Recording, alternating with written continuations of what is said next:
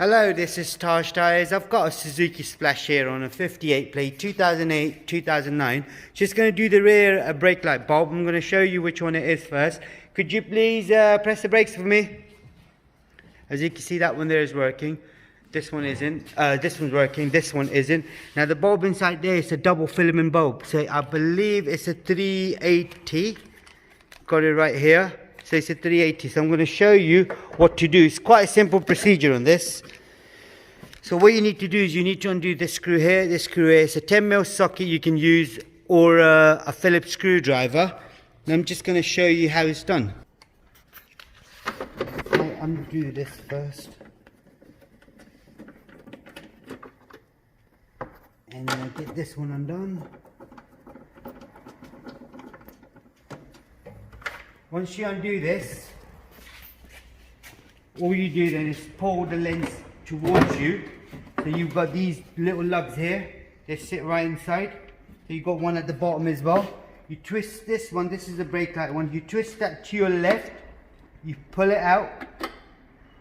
And then get the bulb out, which is a double filament bulb. It's a 380. So I've got the new bulb right here. And I'll show you when it's working as well. So I'll put the bulb in. There's only one way the bulb would go. So if I put it this way, it won't go in.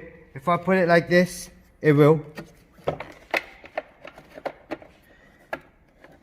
I'm just gonna put it back together. That's all done. I now check. Now can you press the brakes for me, please? Right, that's still not working, so let's go again.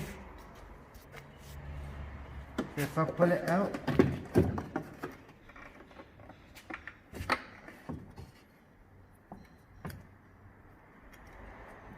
press the brakes.